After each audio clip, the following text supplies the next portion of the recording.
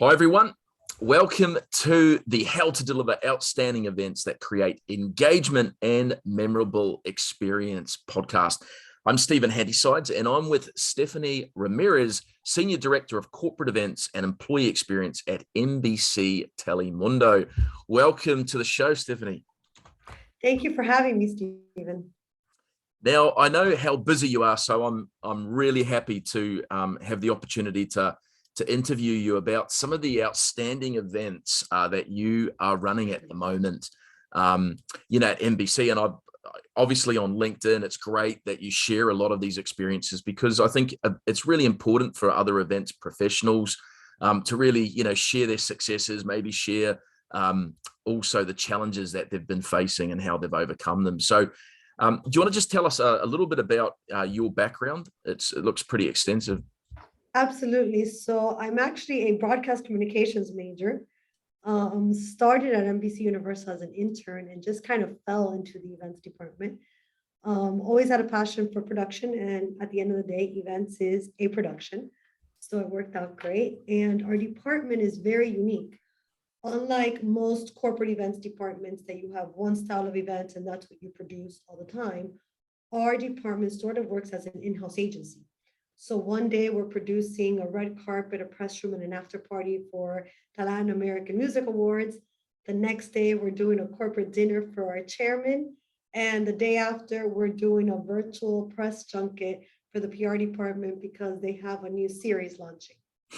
So it keeps us on our toes. It keeps us flexible and dynamic. And I think it keeps you from getting bored. Absolutely. That's amazing. So hopefully you get to walk on those red carpets as well, or is it all work, no play? It's a lot of work, little play, but it's enjoyable. Correct. I think the entire team loves what they do. So just tell us maybe about sort of one of those events. Just tell us what's really involved with one of those events from start to finish in terms of the creative work that goes behind it, and then how many team are involved with it, and sort of the time it takes to really sort of prep those types of events. So we are a small team. We are currently one man down, but even when we are a full team, we're only 4 members. And for something like an award show, we wear multiple hats. So we have 2 different clients for the award shows. We have the public relations department, at which time we take care of all the logistics of the red carpet and the press room for them, which kicks off sometimes as early as 2 months before, engaging social influencers to promote the show for us, all the way through to event day, where it's very tactical. We need 12 feet on the carpet to fit 3 press outlets. We need 26 feet in front of the stepper AP to fit 12 photographers, and a press room photo op for the trophies when the winners come out after they've won an award to take photos and then sent to Getty Images post-event.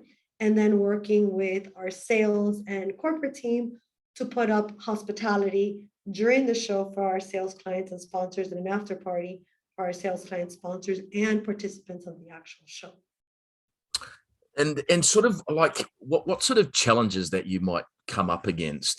Because I know with events, been in events for 20 years myself, in particular running a lot of awards programs around the world. I know even just that the awards side can be pretty stressful. We live in a stressful environment.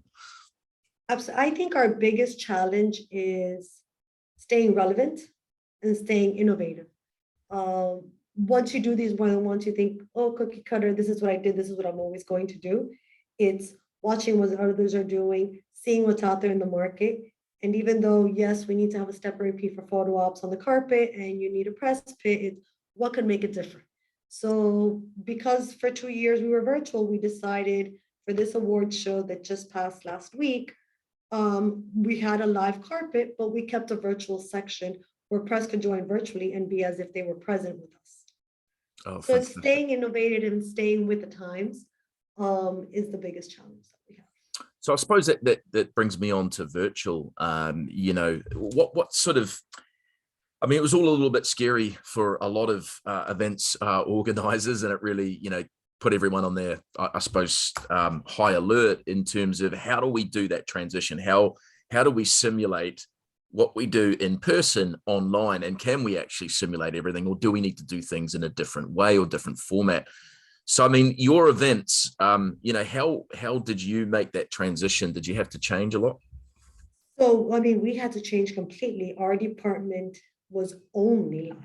We had never done any sort of virtual activation to any degree on the publicity side, on the corporate side. And COVID hits, or at least here in the state of Florida, we shut down on March 20th of 2020. And on June 3rd, we put on our first virtual event, which was a full activation press conference, virtual with 3D animation, where we had replicas of our talent. Their voices were there. They had their avatars, and the press could ask questions like if they were standing in the line. We did a lot of screenings that were drive-ins that we had never done before. We did screenings virtually, where you got to watch the episode like if you were in a theater with us, and then you went into a Zoom call to ask the talent questions post. But we had literally less than 4 weeks to pivot and go from a fully live Wow. production center to a fully virtual production center. And with some of the, what would you say some of the limitations were? I know the technology is developing quite quickly, but what were some of the things that were a little bit limiting for you from doing things virtually? So as far as premieres go, it's making sure that the platform that we were using had all of the correct insurances in places for piracy, because this is material that was being shown in advance. We're owned by NBC, which is our parent company, and they have rules and regulations that you have to follow. So there was a lot of vendors in the market, not a lot of vendors that we were able to work with. And then after the first, I would say 6 months, is how to make it different so that the press continues to come in. Because, I mean, how much can you possibly do on a budget? I mean, everything's possible when there's no budget, but when you have a budget, is how can you make it different from one activation to the other, when unlike English language, we have premieres every 3 to 4 months. Yeah, right. Oh God, it's yeah, no, I can see, and I think, I would say a lot of corporations are still trying to. They've been using Teams and Zoom for so long, and I suppose where we get probably a lot of inquiries is people want to create engaging experiences. Something that immerses someone in an environment which almost feels like they're there, but without it being a computer game. And I think it is creating that balance, isn't it, of how do we create that engagement? How do we create that networking opportunity? We worked very hard at making all of our virtual events having some sort of hands-on, I could feel and touch aspect to it. So we might send you a watch kit if we were inviting you to a premiere, or we would send you a photo frame and make sure that we had a digital photo booth, and then mail you the picture after the virtual premiere. We tried to create some sort of substantial hands-on. There's still an in-person feeling to everything we did. And everything that we continue to do, because I don't think hybrid's going away. I think everything moving forward will be a combination of live and hybrid. Yeah, that's great. That's really, really great to hear that, in terms of some of the initiatives. I mean, it's quite interesting.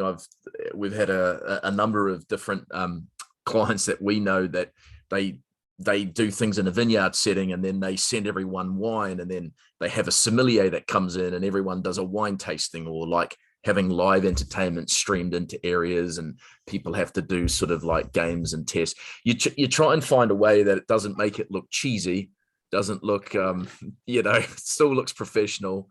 But that's fantastic. And so with regards to, just lastly, I suppose on the hybrid side, does that sort of, what are the advantages of hybrid? So does it give you, do you still have a lot of people from that like that virtual hybrid approach because they're not always able to get to the location? Our clients definitely love the hybrid approach. So virtual only started to get difficult because it's the same thing over and over. But when you have a live event and you allow a virtual audience to enter that live event, it's a win-win for everyone. Because we have a live event, you have that live aspect for those who want to attend. For those who don't want to attend for whatever reason or cannot attend, they're able to feel as though they're there and still be a part of it. So our client has maximum exposure when it comes to their guest. So an average event that might have 150 people now has 600 people. So we did a premiere at the Hard Rock Stadium where we had 120 people in person, another 350 who joined virtually. And for that one in particular, we had a section of the step and repeat, which was for the virtual press that was joining online. So they could take turns and actually ask questions to the talent on the step and repeat as though they were there in person. It's fantastic. No, that's great. Oh, that's really, really good. Now, Stefanie, look, it's been great interviewing you. I just think it's, just some of the different initiatives that you've taken. It's really great to see, and how fast you've had to, pivot, and that you're still continuously, using virtual components, in a lot of your events. And no, look, it's a real pleasure, and I really, really appreciate your time.